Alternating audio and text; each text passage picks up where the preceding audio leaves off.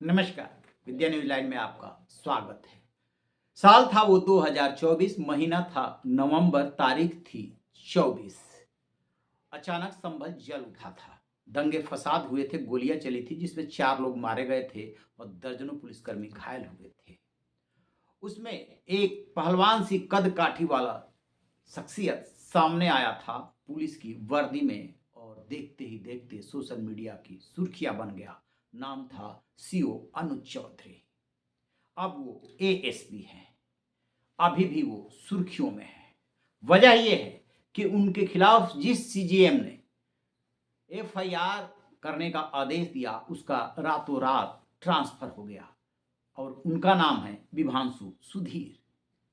ये क्या है अनुज चौधरी, विभांशु सुधीर की कहानी, और कैसे अचानक 6 महीने में ही हो गया ट्रांसफर, इसी पर जानने की कोशिश करेंगे। पर्दे के पीछे का राज।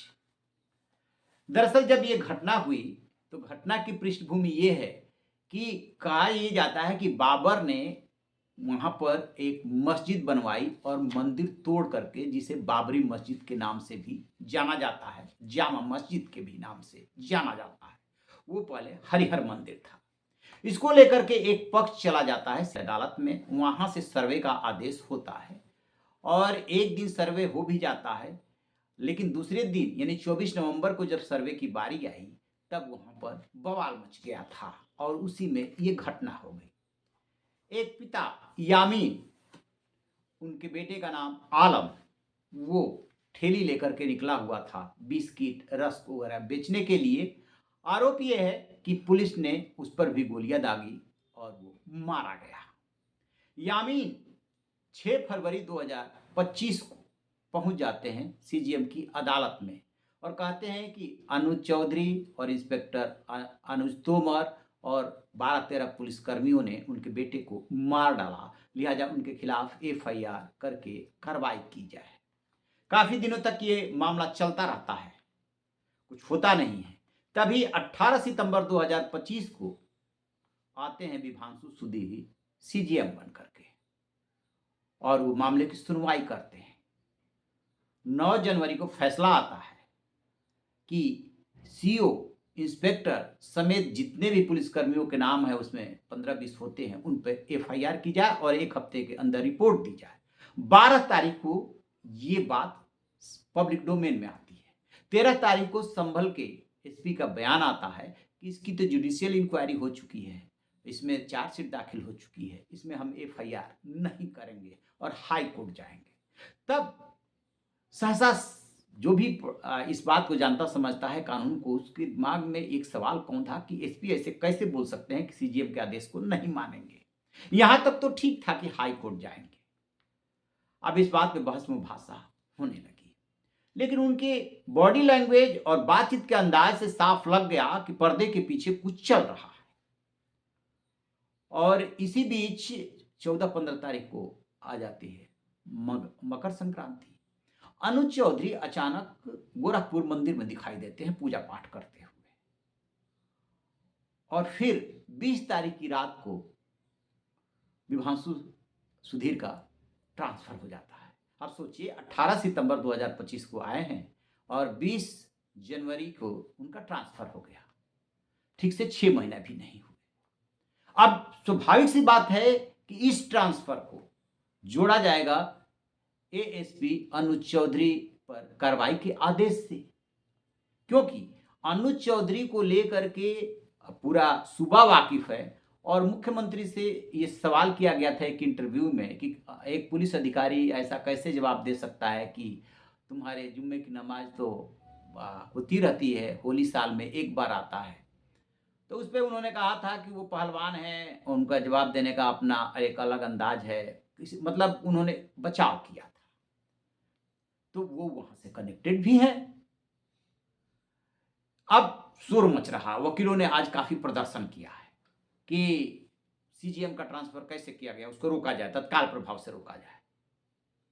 तो ये तो हो गया अनुज चौधरी उन दिनों जो सुर्खियों में आए थे, लोहा लिया था, बहुत बहादुरी से उन्होंने दंगे को रोका भी था और भी कई बयान उनकी सुर्खियां बने कि पुलिस वाले मरने के लिए भर्ती नहीं होते, उनके पीछे उनका पूरा परिवार होता है। ये भी उन्हीं का बयान था। और होली और जुम्मे की नमाज वाली भी उन्हीं का बयान था। और भी ऐसे न जाने वो कितने बयान दे चुके हैं। तो इसमें जो तीसरे शख्सियत की एंट्री होती है, उनका नाम है आदित्य सिंह। आदित्य सिंह अब इनके जो विभांशु सुधीर है, उनकी जगह पे सीजीएम बनाए गए हैं। ये आदित्य सिंह वही जज हैं जिनके सामने पहली बार हिंदू पक्ष गया कि ये हरिहर मंदिर था और इसको तोड़ करके जामा मस्जिद बनाई गई, बाबरी मस्जिद बनाई गई, लिहाजा इसकी सर्वे किया जाए और इस पर उचित कार्रवाई की जाए। तो आदित्य सिंह ने ही सर्वे का आदेश दिया था। अब उन्होंने सर्वे का आदेश दिया, ये उनका जुरिस्डिक्शन है। उस समय वो सिविल जज हुआ करते थे, उस हैसियत में उन्होंने ऑर्डर ये पास किया। लेकिन अब जब इनका विभांशु सुधीर का ट्रांसफर हुआ तो उसी आदित्य सिंह को सीजीएम बना दिया गया है संभल। तो अब इसमें पूरे केस में 3 लोग जुड़ गए। विभांशु सुधीर सीजीएम जिन्होंने आदेश दिया, अनुज चौधरी जिनके खिलाफ आदेश आया, और जिन्होंने मंदिर के सर्वे को लेकर के आदेश दिया था आदित्य सिंह, वो अब इसमें जुड़ गए हैं।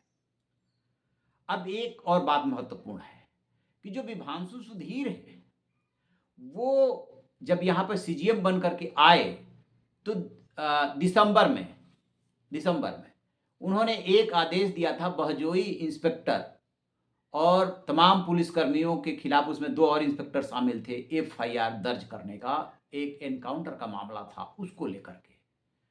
तो पुलिस महकमे में जब इंस्पेक्टर के खिलाफ इस तरीके से एफआईआर होने लगे तो उनमें जो है ना असंतोष उपजने लगता है कि फिर तो हम काम कर चुके, फिर तो लॉ एंड ऑर्डर जो है हम स्थापित कर चुके। ये पुलिस वालों का मानना होता है, वर्दीधारियों का, कि सामान्य तौर पे कोई भी जज या सीजीएम या जुडिशियरी पूरी, वो ऐसे आदेश पारित करने से पहले कई बार सोचते हैं। उनके पास जब तक पुख्ता एविडेंस ना हो तब तक ऐसे आदेश सामान्य तौर पे पारित नहीं होते हैं। तो बहजोई वाले मामले में आदेश का पारित होना, उसमें 1 नहीं 2 नहीं 3 इंस्पेक्टर शामिल थे। उसके बाद इस मामले में सीओ जो कि अब एसीपी हो गए हैं, एएसपी हो गए हैं, एएसपी और इंस्पेक्टर समेत तमाम लगभग 1 दर्जन से ज्यादा पुलिस कर्मियों के खिलाफ एफआईआर, और अंतर कितना रहता है, 2 से 3 महीने के अंदर ये दोनों आदेश आते हैं। तो जो जानकारी मिले, उस जानकारी के मुताबिक जब पहला आदेश इन्होंने पारित किया था विभांशु सुधीर ने, तभी से पुलिस महकमे में और उनके उच्च स्तर पर ये बात पहुंच गई थी और असंतोष होने लगा था कि ये जानबूझ करके सब किया जा रहा। तब तक ये दूसरा आदेश आ गया। तो दूसरे आदेश में इनको ये कहने का बहाना मिल गया कि इसकी तो जुडिशियल इंक्वायरी हो चुकी है, इसमें तो चार्जशीट हो चुकी है, फिर इस एफआईआर का क्या मतलब है। और फिर ये कहे कि हम तो जाएंगे हाई कोर्ट। देखिए, हाई कोर्ट जाइए, सुप्रीम कोर्ट जाइए, किसी को भी जाने का अधिकार है। और पुलिस से महकमा ऐसा नहीं है या प्रशासन ऐसा नहीं है कि उसके खिलाफ शिकायत नहीं होगी और एफआईआर नहीं हो सकती। उनके खिलाफ भी एफआईआर हो सकती है, उनसे भी गलतियां होती है। ऐसे तमाम मामले सामने आए हैं जिसमें पुलिस कर्मियों को सजा भी हुई है। लेकिन इस मामले में जिस तरीके से आदेश आए और जिस तरीके से बयान आया वहां के एसपी का, फिर अनुज चौधरी का गोरखनाथ मंदिर में दर्शन करने जाना और फिर रातों रात इस तरह का ट्रांसफर आदेश आना, तो ये कड़ियां कहीं ना कहीं आपस में जुड़ती हुई सी दिख रही है। और वकील जो है इसको लेकर के हंगामा काटे हुए हैं। तो ये हैं सारे तथ्य। अब आप खुद ही निष्कर्ष तक पहुंच सकते हैं कि पर्दे के पीछे क्या हुआ होगा। Thank you.